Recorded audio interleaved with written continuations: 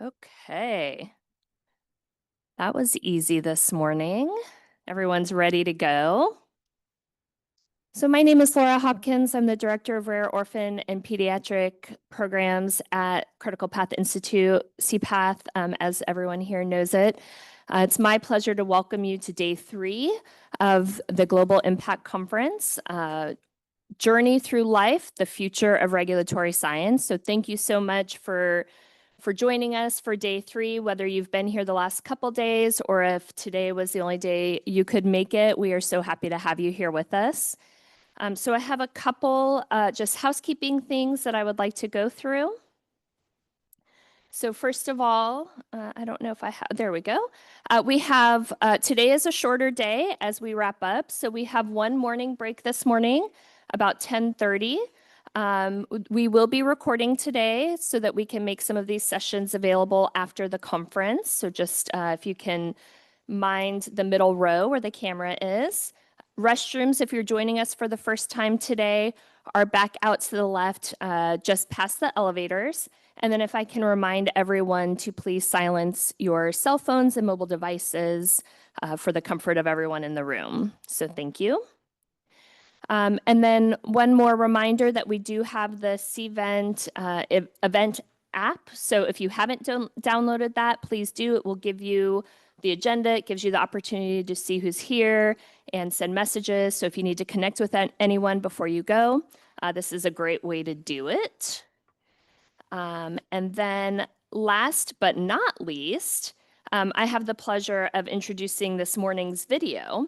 So you're about to hear highlights from both the patient perspective and the groundbreaking science driving drug development forward.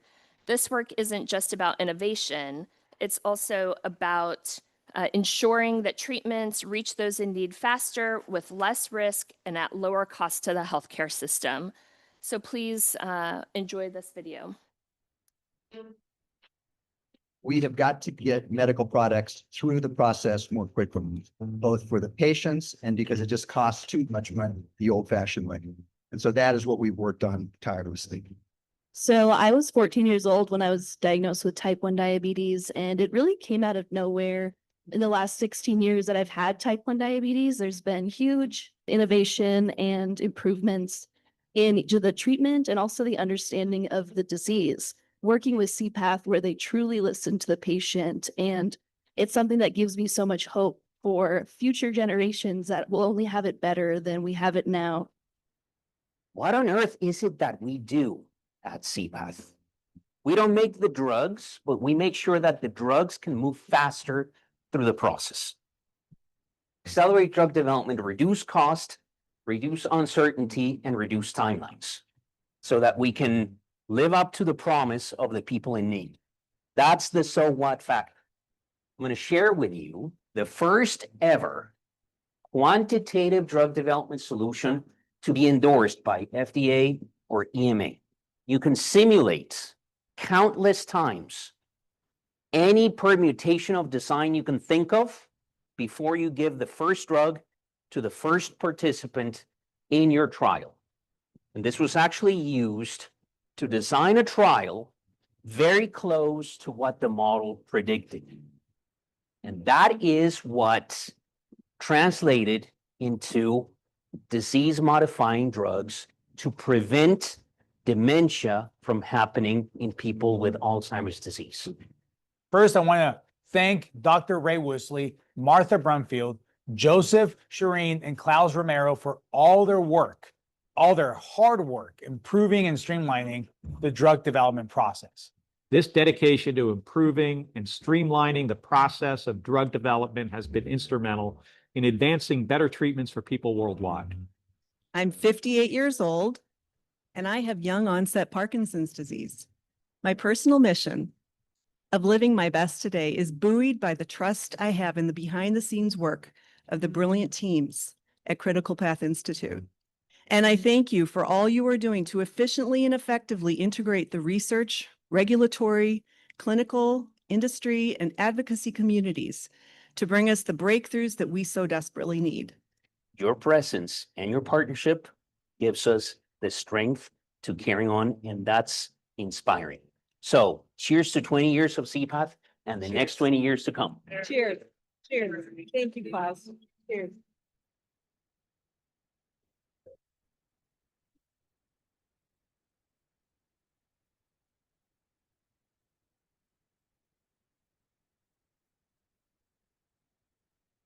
And with that, it's my pleasure to bring forward our esteemed CEO, Klaus Romero.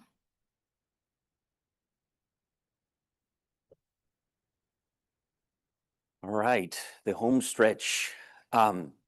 So over the past 2 days, we've talked about the inflection points that we're witnessing in front of us, where we have the 20-year track record to now take this and scale it to make sure that we don't just address one disease at a time in a reactive way, but in a proactive way, keep transforming the data into insights. But that's an important thing about remembering our own history. And I want to take a minute to remember that today is 9/11. And tragic events change history.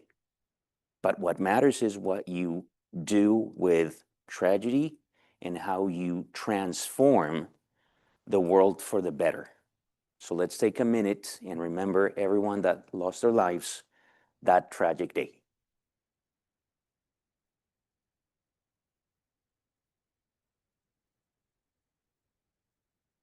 Okay, so now we're going to talk about scaling this and the future of public-private partnerships with everything that we've heard throughout the day. Okay, so let's talk about advancing regional and global impact at true scale. So everyone, please join me on stage. The panel, please, let's start the conversation.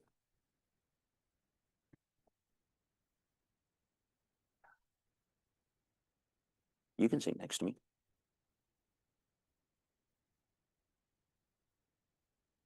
Yes, Klaus. Any order? All right. So, public-private partnerships. So, yeah, let's make sure that we also have Junko connected. She did all she could to be here in person, but she's out in Japan. Junko, can you hear us okay? Yes, I can hear you. Excellent. Thank you so much. All right, so I'm going to start with June. So between CPAP and Milken, we've talked about transformations quite a bit. And you have a very unique vantage point to see how the nonprofit world, the industry world, the regulatory world, and the reimbursement world can come together and facilitate those transformations. So can you share your thoughts on the inflection point that we're in today? Yeah, well, first of all, thank you so much, Klaus and CPAth, for the invitation to this panel. And I am very excited to speak in front of 500 plus audience members this morning.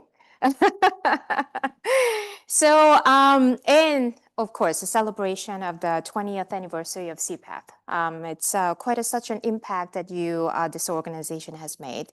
So we celebrate together with CPAP. So FasterCure has been also around for over 20 years. We are oldest establishment in Milken Institute, and we have continuously fulfilling our mission to accelerate biomedical innovation and advocating for scientific and systemic patient engagement throughout the innovation cycle. So we've also started, as Klaus mentioned, engaging our other system level components in the biomedical ecosystem, such as improving access to innovative products and streamlined healthcare provisions for those innovative products, and also promoting prevention first healthcare. So as Klaus also introduced me we are nonpartisan and non-profit think tank, so we have a very unique vantage point and extremely unique position to observe and act upon fostering the biomedical innovation ecosystem, and also the optimization of such environment for future medicine. And we say it the future of medicine, but we all know the future is already here. So what I meant by is cell and gene therapy, gene editing technology, and extremely highly sensitive diagnostics that enables the early detection of preventable disease. And I'm not just talking about infectious disease, it's actually about all the chronic illness as well. So I'm going to wrap it up as wrap all of those up as precision medicine. So in the near future, very near future, these medicine will cure the disease, and it has already, and then it will prevent disease from happening, even if you have biomarkers for it. And it will be used in the area of high impact chronic disease area beyond rare disease space. So in order for this type of medicine to thrive, we, as an institute, encourage all the stakeholders to think about how evidence is flowing, how evidence is generated and flowing across the entire life cycle of the innovative therapeutics. So we believe that the data must flow from research to regulatory to reimbursement, but in non-linear fashion. And also, particularly for innovative therapeutics, we believe that there has to be some level of alignment for the regulatory and reimbursement decisions in terms of the evidence generations, so that it could actually accelerate the process and continuously foster the innovation ecosystem. And then for post-marketing, real-world data and real-world evidence is so important. And I think we believe that the data must come from where community resides. So clinics, from patients, as close to the community as possible. So we're very excited to see diverse policy movements these days, and in terms of really improving the health data access by the public, and also integration of the research data platforms. But such integration and the access to those data has to be augmented from the data from clinics, patients, and community. And only then we can really foster the more effective and efficient R&D, and then access, improving the access and availability of the innovative therapeutics. So yeah, I will stop there. Thank you. Excellent. June, thank you for that fully holistic perspective, because Carly mentioned that as well. We need to scale the participation of everyone in the ecosystem as well. And so that's clearly a big action item from the conversation of the past 2 days.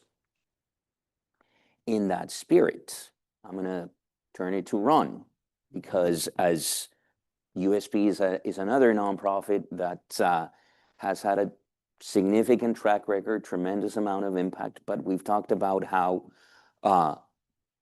the partnership that we're establishing with CPAth is an important one to take both organizations to the next level. So I'd like you to comment on the status of those collaborations. Yeah, thank you, Klaus. Thank you, everyone.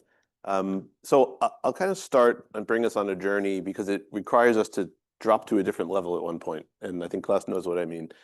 So USP was founded just about a mile from here in the US Senate building in 1820. And the founding purpose, which is truly identical today, was about ensuring and safeguarding the quality at that time of the US medicine supply, which had been polluted by counterfeit and substandard medicines coming from, in that case, mostly from England. There were boxes of medicine that were stamped good enough for America. This is a true story. good enough for America. Literally said that on the boxes, and they were shipped here. So it didn't take a lot of investigation to think, okay, we need something better. And it actually was the very first ever national pharmacopeia, essentially a set of rules to say what a medicine should be. The technology has evolved, the purpose is the same. So if I was one of you, I would ask, what does that have to do with biomarkers and accelerating clinical development? And the answer is almost nothing. And this is the drop down. So for many years, the USP and critical path were perfectly happy, friends, but not much more. I want to give most of the credit to Tim Franson, who was a decade-plus long board member for both USP and CPI. In that intervening time, he kept pushing to say, there's more, there's more. And we knew what it was, but we couldn't quite put a finger on it. And that comes to the partnership.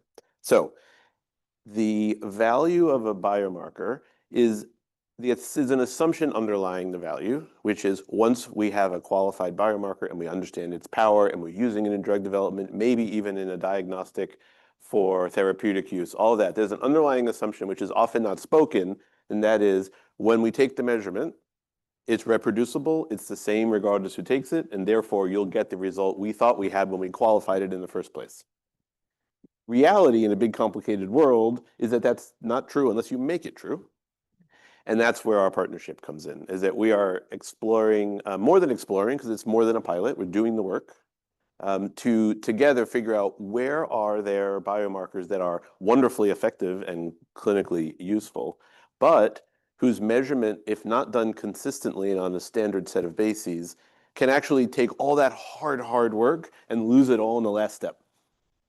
Lose it in that last step. So there's no excuse to lose it in that last step, and it is an eminently solvable problem, and we've started to solve it. So there's no need to go into, I think, the specifics of each individual marker that we're looking at, but the creation of those standards then becomes useful at the underneath piece. Now, to the patient, to the physician, this could all be invisible, and it should be all invisible. It's only visible, I think, like a bad umpire. If you make bad calls, everyone notices. So this is our goal. And I'm so excited about this partnership. It's a true partnership because the USP tools fulfill this one piece, and the critical path fills a bigger piece. But then the two together, I think we're going to, as I say, be invisible to most and should be, and yet I think it can make a huge difference. And maybe later we can talk a little bit about how that can be a start to that goes beyond just the utility of ensuring you have a good answer, but also become a basis for potentially some regulatory convergence when you look longer term. Yes, fantastic. About regulatory convergence, Jeff, that's a topic that is near and dear to your heart as your role in industry. But how do you see the scaling of these public-private partnerships to facilitate that convergence in a proactive way, not in a reactive way? Yeah. So first, thank you very much for the invitation and congratulations on 20th birthday. And in line with what Ron and June were talking about, just to take a step back, our role at Eli Lilly is to get more of our medicines to more people around the world faster and to make people better quicker. And so there's the community of regulators, including some in the room today, very, very sophisticated. And there are communities of regulators that don't have the type of resources that the FDA or the EMA have, who are looking to rely on the expertise of more sophisticated regulators.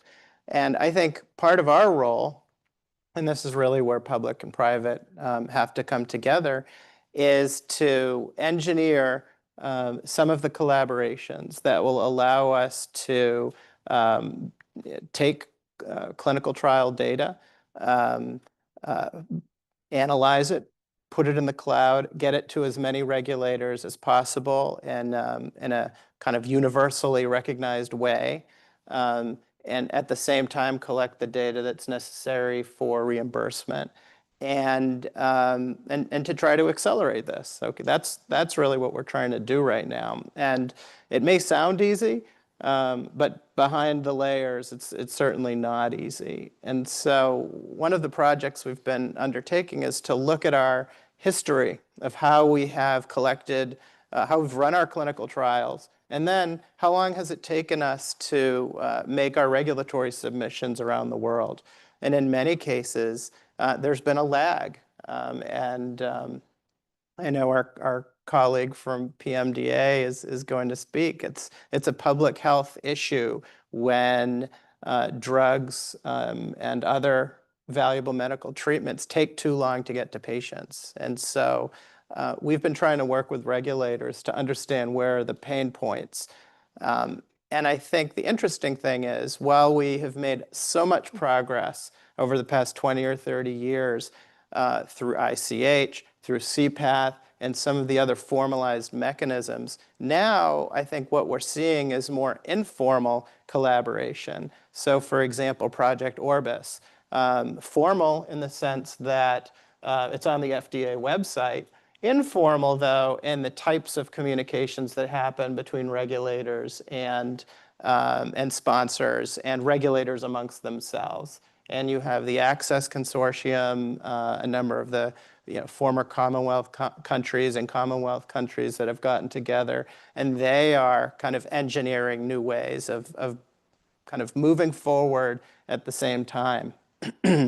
There's great work being done in Africa, and so the key is we have a lot of separate, informal, I would say, collaboration going on. And then there are countries that are kind of left out. And so how do we try to get them in the fold and to try to decrease this gap to reach patients? The other thing I want to mention, aside from regulators talking amongst themselves, is the infrastructure for us to transfer our data to regulators. Right now, regulators are thinking about what are the best ways to accept applications. And right now, a lot of the applications are in PDF format, which doesn't make sense now in the world of AI, et cetera. And we're starting to think about, okay, well, we're using AI to help develop medicines. Regulators are starting to use AI, as has been publicly reported, at least the FDA is. And at some point, this AI has to kind of talk to each other. And we're going through a process now of trying to figure that out. So, we encourage more discussions like this one and thinking about how we can engineer more collaborative mechanisms to accelerate our ability to bring medicines to patients. Yes, and speaking about not leaving anybody out is a key component. It's not just about the people, of course, but it's about the regulatory systems across the globe. We have agencies that have the ability to be looked upon for guiding some regulatory advancements. But we also need to think about the scaling of the access to all regulatory systems, to the kinds of tools that we're developing. So Junko, you've seen the value of all of these collaborations in which PMDA participates. I'd like you to comment on how can we scale the collaboration so that a regulatory agency like PMDA continues to benefit from these conversations.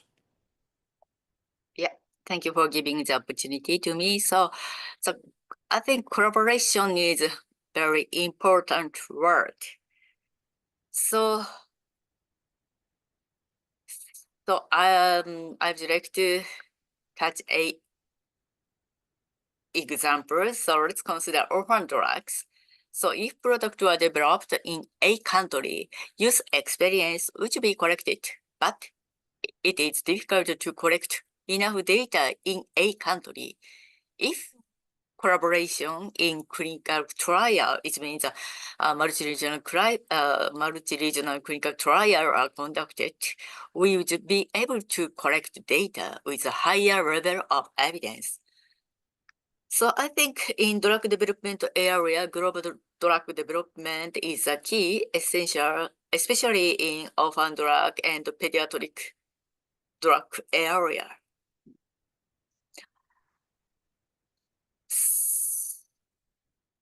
Yes, go ahead.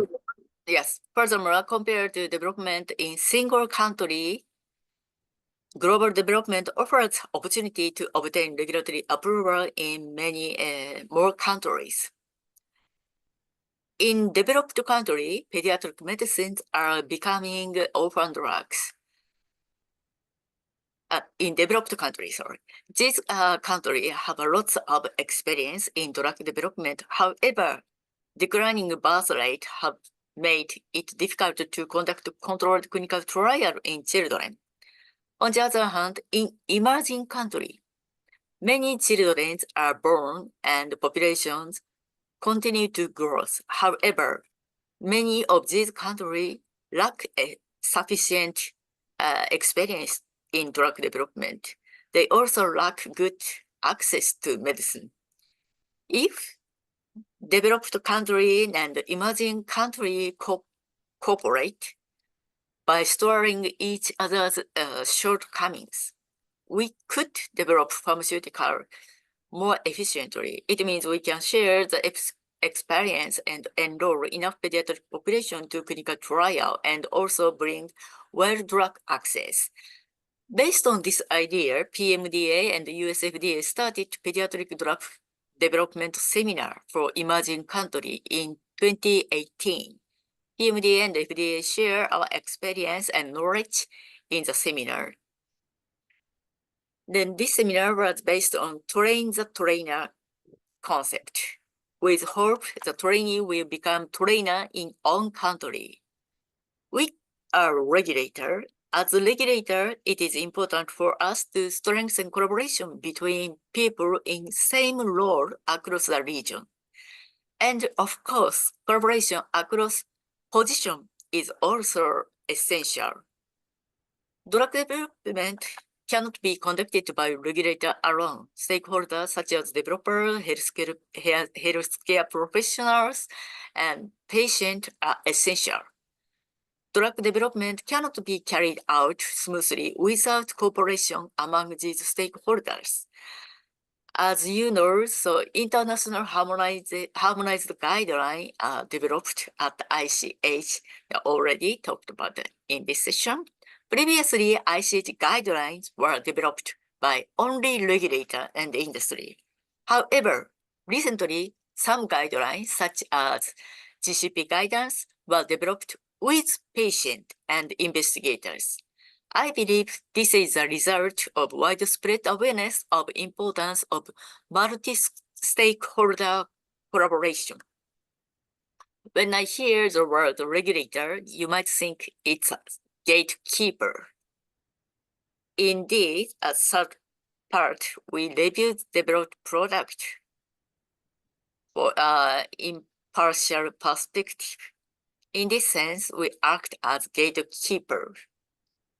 However, at the same time, we also want to be gate opener and enabler, such as by creating regulation that enable use of new methods in drug development.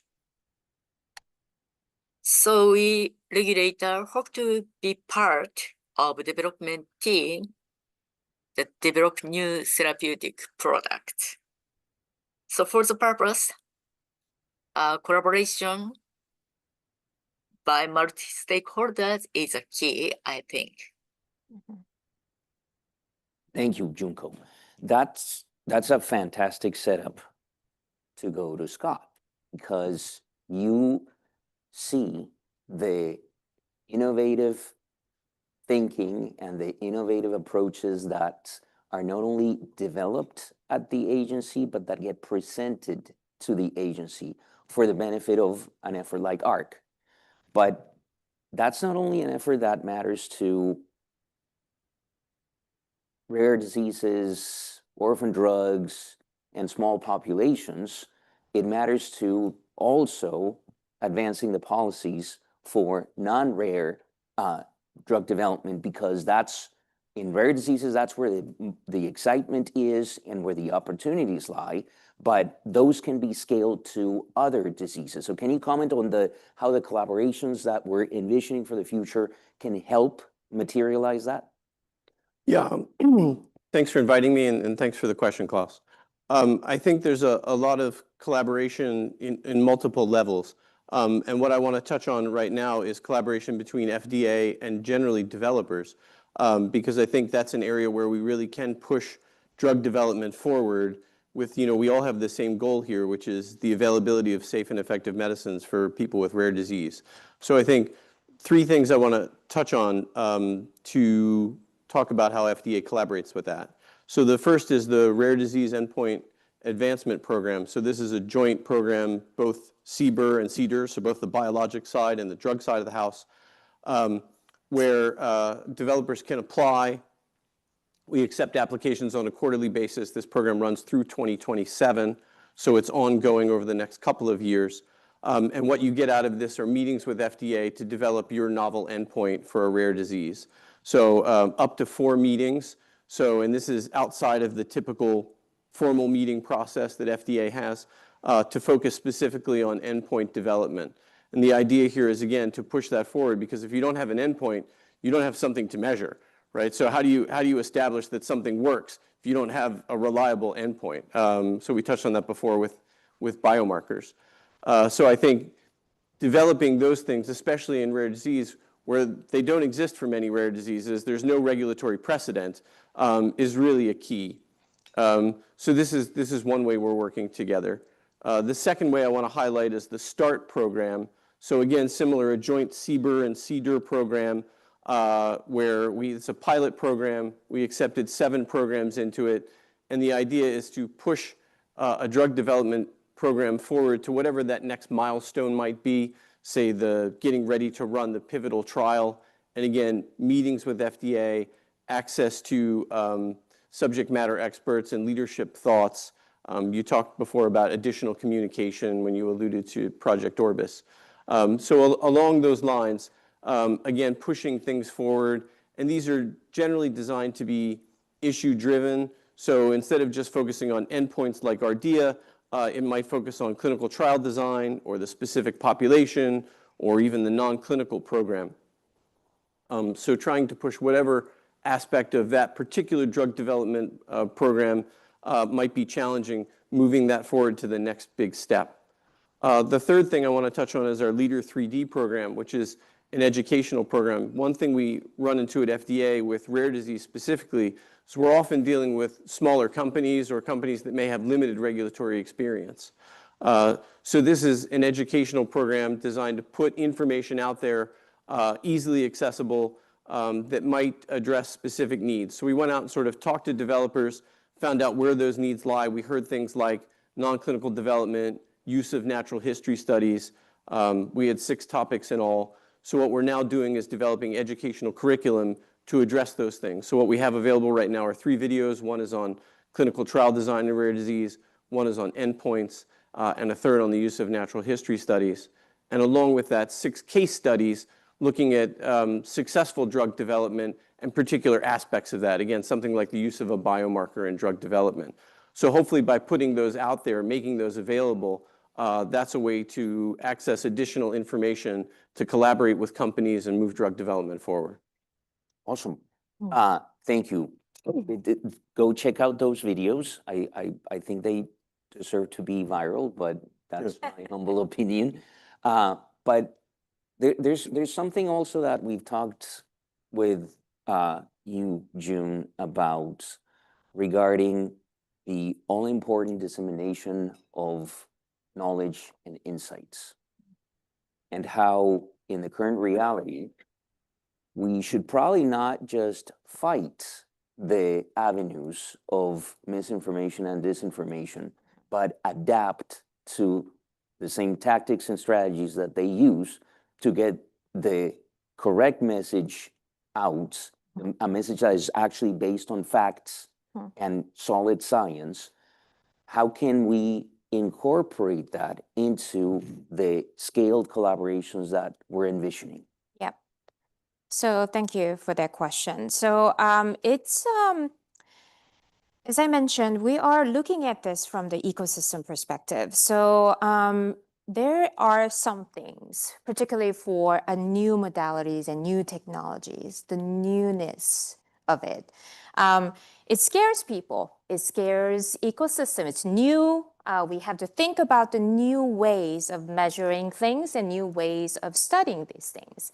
So I think, and we believe that it's time for us to really collectively think about how we determine the value of such medical products. And that's where the communication and all those things really start. So what I meant by is that, of course, value is it safe and effective? That's the basis. But then, is this worth the money? Is this worth the price, right? But of course, we know, I mean, Junko also mentioned about this, high-income countries and developed countries. This is a luxury that only developed country has, right? The worry about the price. So for us, particularly for a multi-payer system like us, right? We work a lot in reimbursement space for really accelerating the innovative therapeutics, but I'm not going to go there. But the fragmentations that we have in our payer system leaves out the patients and their voice in value-based decision-making. And value includes safe and effective. Of course, FDA and regulatory bodies have been doing amazing work, including the patient voice in there, and we're really evolving in this space. We think that that value judgment has to really go through to the coverage and reimbursement space as well, and the patient voice. So perhaps we have, Jeff, you mentioned about bringing the drugs to patients as fast as we can. And we need to think about what that fast and delivering the medicine to the patients as fast as we can. It's not just about the regulatory approval, it's actually after, what happens after, right? The entire life cycle of the drugs. So when we actually make that available and accessible as fast as we can, we definitely should consider the voice of people who are actually going to use it, the consumer of those products, right? The patient. So how do we then really incorporate and think about the value judgment itself of the precision medicine that I was talking about and innovative therapeutics adjust to so judgment adapt to these type of a new modality. So we need to think about beyond clinical outcomes. The value is no longer just how good, safe, and effective it is. It's also about how patients really value about their health, right? Their integrity, their healthcare, their lifespan, their life itself. And those things has to be reflected not just in the regulatory, but also in what happens after, or even in between, an entire life cycle of the medical products. So that's how we think, really including the patient voice in value judgment, including the regulatory and reimbursement space, really safeguard the continuous innovation of the science, the new science and new exciting technology that we have. So that's where your communication really happens, because you have to have a proper value judgment for the medical products that you have. And then you communicate that with the public, and that's how you get the buy-in. And also that's how you educate the public. The active involvement of everyone. Yes, absolutely, June, because that is also a thing that relates to the continuous gathering of proper data. And we were discussing that with you, as well as you are eager to initiate a journey with us. But the scaling of the data will also require some proactive thinking, because it's really detrimental that in this day and age we continue to base the conversations on types of data that were collected for different purposes to try to use them for another purpose. That's fine, but that is really against the scaling. Because we will continue to integrate the clinical trial data. We will continue to integrate the registry data. We will continue to integrate the observational study data. But every single one of those data generation exercises was not really thought in terms of the integration of those data. And I think that's a key component of the scaling thought process. And so, Jeff, you have also witnessed how what became the CETA standard process, and now it's evolving into ontologies. And can you comment on how that has actually also provided added value to the whole thought process from industry in terms of the maximizing the value of data? Sure. And I do want to first pick up on something June just said, and that is, regulatory approval is, half the battle, right? And it's obviously critical, right, to show that a medicine is safe and effective. And it's obviously critical to show that it adds value from an economic sense, obviously from a public health sense to patients and governments.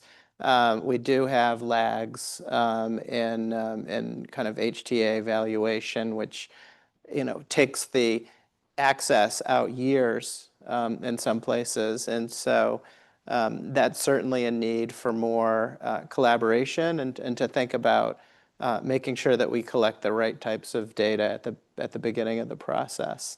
In terms of where we are in collaborations such as CPATH, obviously enormously valuable to take the patient voice and to convert it to scientific endpoints, to take something that many people think is subjective and to try to make it objective is incredibly valuable.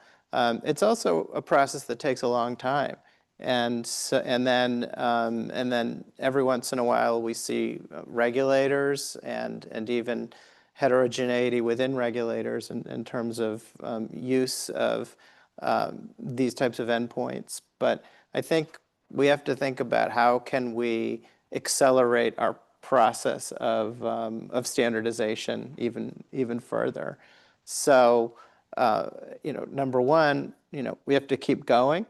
But we also have to see the value of the work itself and to keep at it and to think about ways that we can go even faster. Because right now we are in danger that the science is surpassing the regulatory system, which we clearly don't want.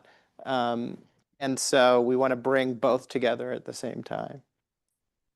Fantastic points to then bring it to the standard setting organization that USP is, because you mentioned something, Ron, in the previous comment you made, that some of these things should be invisible, but back to the communications piece, certain aspects of the standard setting organization, or the standard setting process, should not be invisible to the public, because that's where the value perception gets increased. So can you comment on the 200+ year journey that you've taken and where we want to take the next step together? Yeah.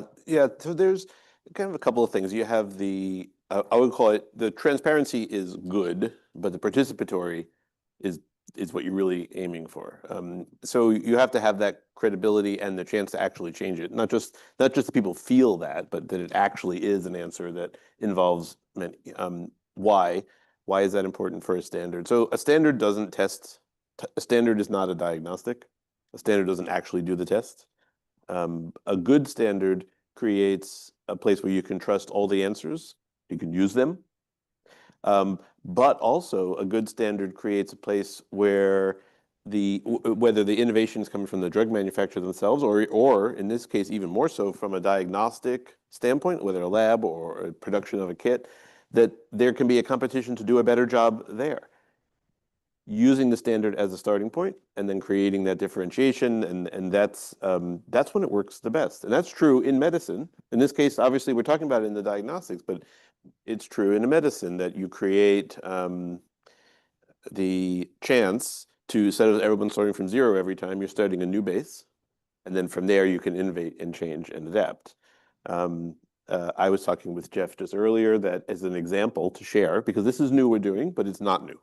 So USP and Eli Lilly have been working on standards together since, I guess, around 1900 or something like this. I mean, that's legitimately, like truly, we have records of this. And what does that mean, working together? Well, it literally means that there's a collaboration, and Lilly has been working with USP and other standards organizations to set the global bar for what good looks like.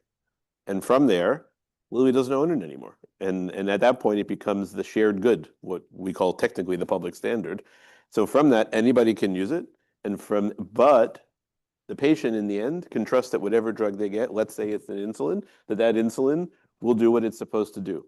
And so the transference, if you will, it's a bit like a tech transfer engine in a way to create a good standard which everybody uses. In the diagnostic space, the value would be we can keep improving those diagnostics, not just for in the clinic or in a clinical trial setting, but more broadly. But the standard ensures that data can still be compared and useful over time, that the assumptions we made about that biomarker still hold, and yet it allows for the innovation of the technology. So that is why it needs to be participatory in the beginning, because if we're all going to be able to use it as a starting point, we have to be engaged with it in the first place. I will say that no standard we have ever set has ever stayed the same, like ever. So it will evolve as we learn more. There will be some innovations fit, and then another innovation may just say, okay, we just broke the paradigm. This is great, and yet now we have to go back and adapt the standard to it. It's perfectly normal, and in fact, it's a great opportunity to then create more room for even more innovation. So that's what it looks like. And then the partnership with Critical Path in this space isn't just the obvious thing, which is to identify where we need these, where there are challenges, where the data isn't as comparable as it could be. But it's also a creative way to think, well, what else could this do for us? How else could this create that vision you described where all the data collected you can trust, that you can compare and join cohorts, you can bring them together because you know that they were all collected on the same basis, the diagnoses themselves or the clinical data. Yes. Awesome, Ron, because now I'll go to Junko. You've seen some paradigm shifts as well in the neonatal space, where we also have been able to integrate over 300,000 individual records from electronic health records from neonatal intensive care unit patients globally, including a significant contribution from Japan. And what we're learning from those data that is extremely valuable, not just in a Japanese or US or Canadian or UK setting, but at the global level for you to be able to see also what's going on in other latitudes. So can you comment on how you've seen those paradigms also shifting? Yeah, thank you so much. So I think so for your question, and then CPAS, INC, International Neonatal Consortium, is a key forum. So currently, so INC Inc. is working for the purpose to how to accelerate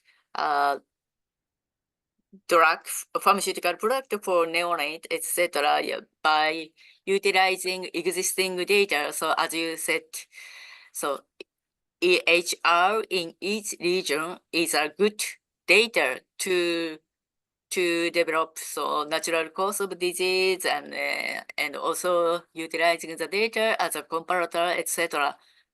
So currently, so Inc. is working for Inc. is working for to integrate data and also knowledge sort. So I think so CPAS and Inc. in CPAS will accelerate drug development in neonates area globally?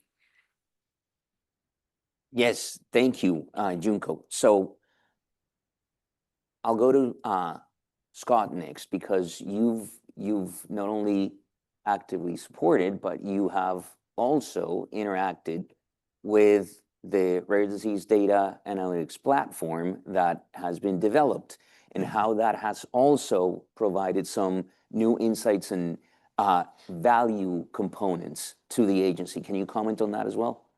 Well, I think data is power, right? And that's all about just harnessing all the data we have. And I think many of the panelists we sort of touched on integrating different kinds of data. So when you can take data from different sources and pull those together is really, really key. And I think that's where the value comes into this. And I think that's where we're going to see additional uses in the future.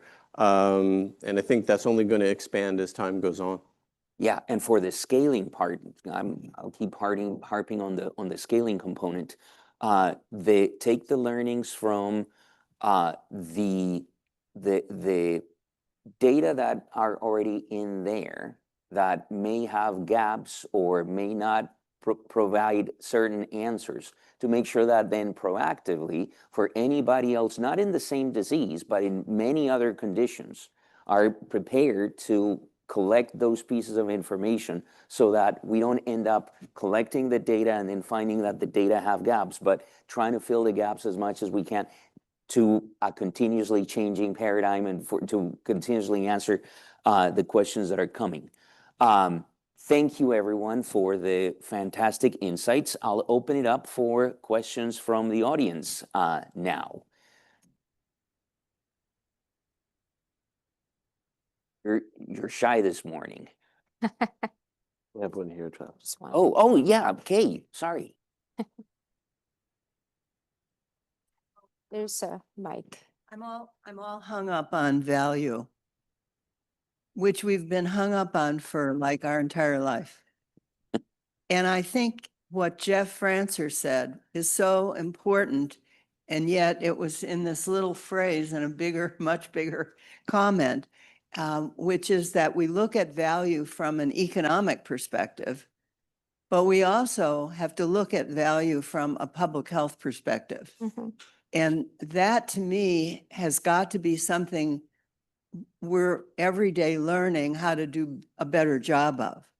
What is the value in terms of giving the opportunity for life, the opportunity for a good quality of life? How do we measure, as you pointed out, how do we measure this against, this is a medicine that costs $1 million or a therapy that costs $3 million? And is it worth it? Because we are laser focused on the question of worth it in terms of dollars. Is one pill worth $100? No, the question is one pill worth the life of a patient who is otherwise going to go without this pill? And I think that is one of the most important messages out of this whole panel. Thank you, Kate. Was that a question? Beautifully stated. Yeah, questions. Yes, yes, please, Amita. Can we get a mic to Amita, please?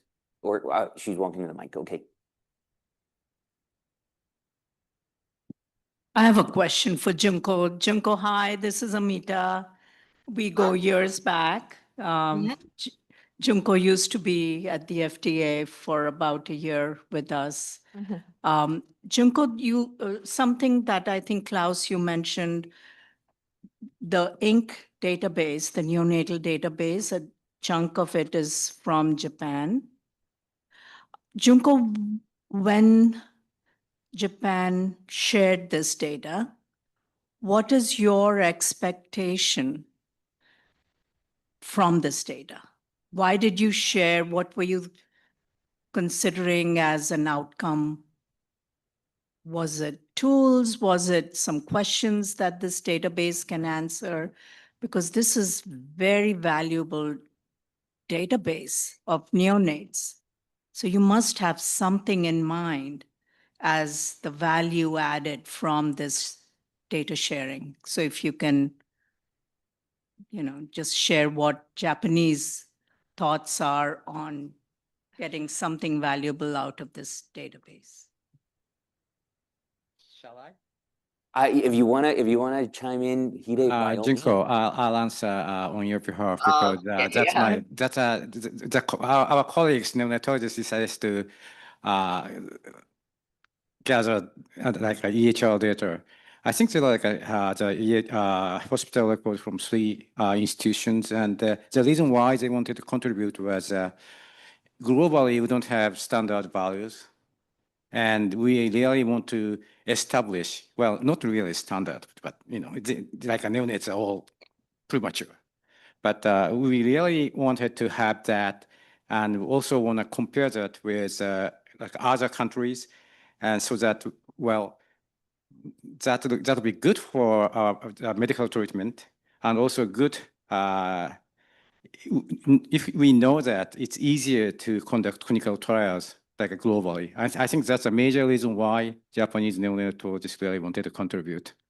Yes, and I have to give a ton of credit to Junko, to Hide, to everyone in Japan that contributed the data, because they actually broke some speed records in sharing those data.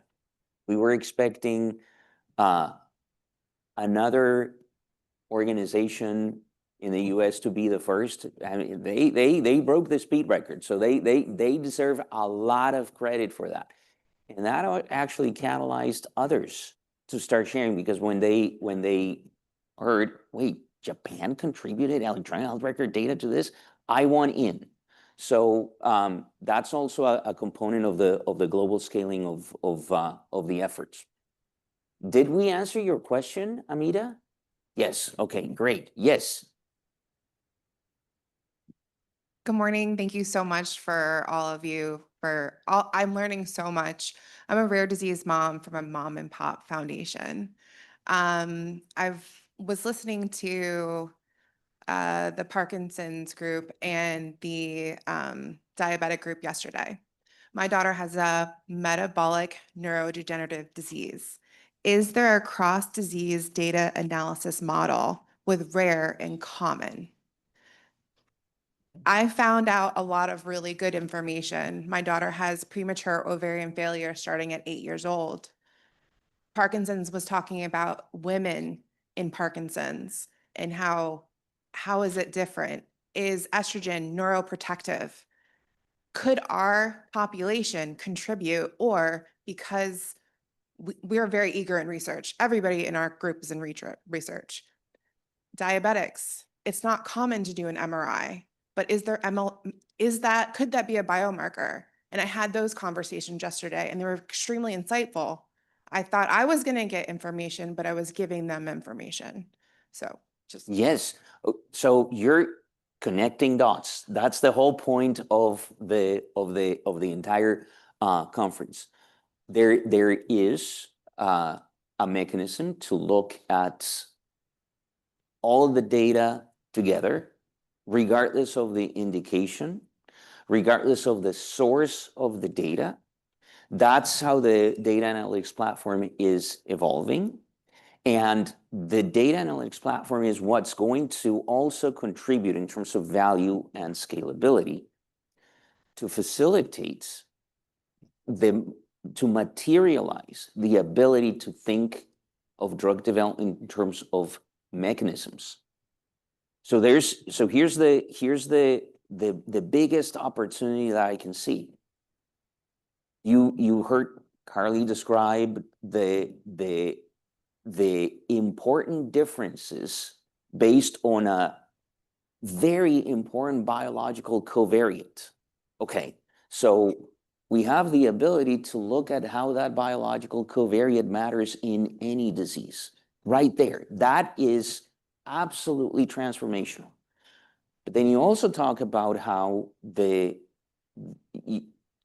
lot of times these diseases that are defined by the presentation have multiple mutations underneath, have multiple mechanisms underneath, And so instead of thinking about drug development for syndromes, the clinical presentation, let's think about drug development for the mechanisms. And there are ways to set up things like platform trials and master protocols and those types of opportunities to be looking at the same mechanism that may end up with multiple clinical presentations and start hitting that with novel drugs. And that saves a lot of time, saves a lot of money, and provides public health value, as Kay pointed out, in a truly transformational way. So what you did, that you provided some insights to our team, is exactly what this is about. And that is exactly what we're expecting.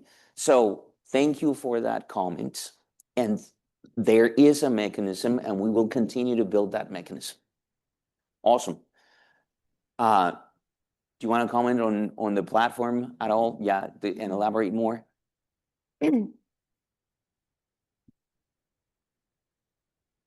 I mean, just to elaborate on what Klaus said, I think one of the things, we have a team that works on creating things like knowledge graphs. I mean, the FDA established RDCA DAP, and they've continued to fund this effort really to take advantage of cross-disease discussions and collaborations.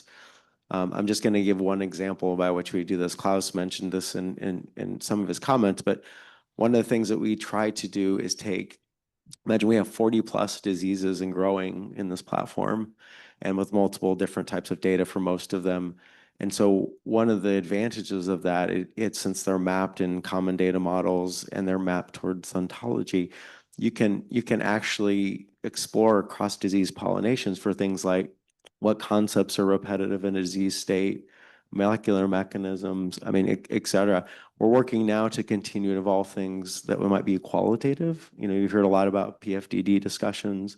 And then the other element we'll probably be expanding into, and we were discussing closely, was particularly the N-of-1 discussions, is really more preclinical data.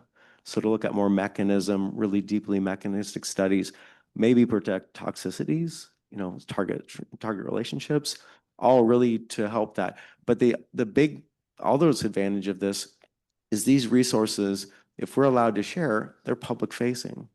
So you can actually log into and request access to those data sets, and you can work and use them. They were meant to be shareable, usable, discoverable, because we want to encourage research and collaboration in the rare disease community, and we're fortunate to have the opportunity to do that.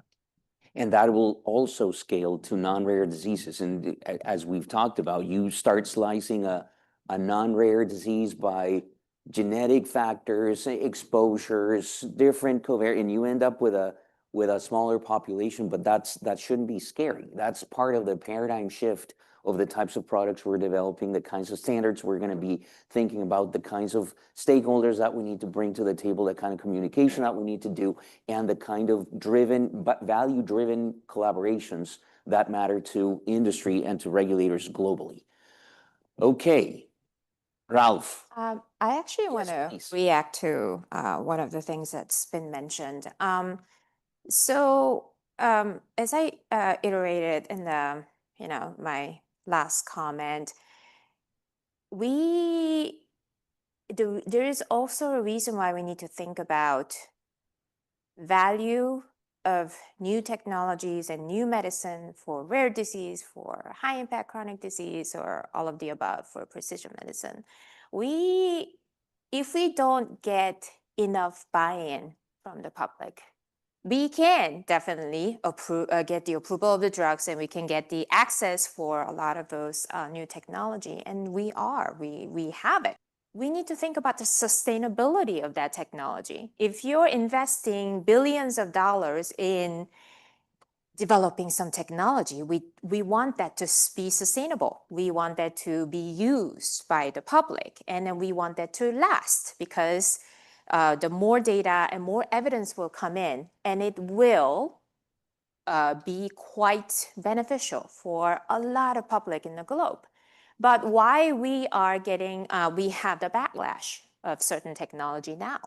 So it's really important for all the stakeholders in the ecosystem, particularly involved in the new technology, really have to think about how we are judging the value for the public, not for just the smaller populations, but also the public and also the system in general.